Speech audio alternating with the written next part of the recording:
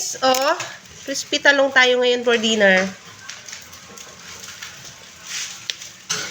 Pakain ko sa aking mga bulilit. Hindi naman ako kakain ng dinner eh. Sila lang naman eh.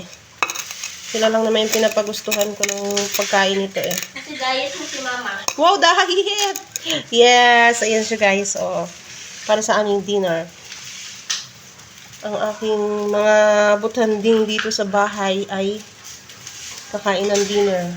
Ang kuya, pinagluluto ko siya ng kanin.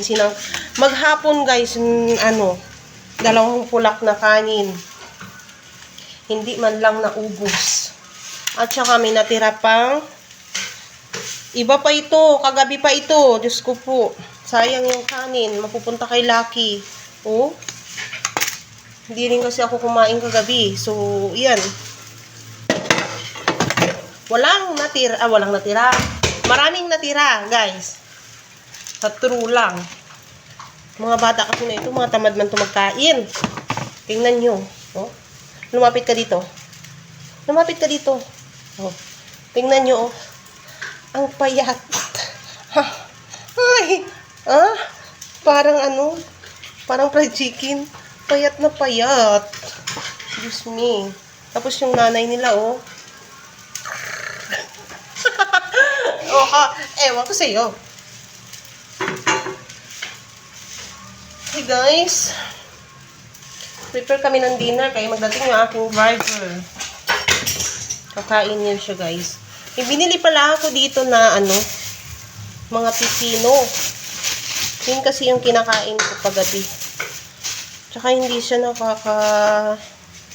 nakakaumay kainin, no? Tingnan nyo naman yan. Halak ka, may gin pa ako dito guys. So, gin bilog. Then, meron ako ditong mga apple. Apple daw, beef. Yan siya. Oh. Pwede itong panghalo sa gin bilog. So, yan. Tapos, lagyan natin ng pipi. Oy, hindi ako magtatagay, Day. Nasa prediction mo yun, Day? In your dreams.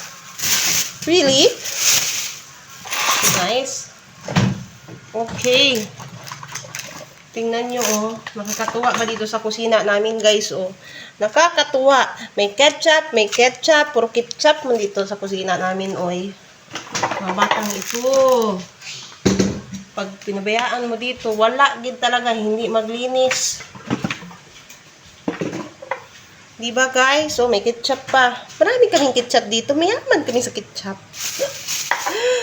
Yun guys. Magluluto na lang tayo nito, no? O, saan mo na nilagay yung O, lutuin natin itong ating crispy talong. Wait lang ha. Bye!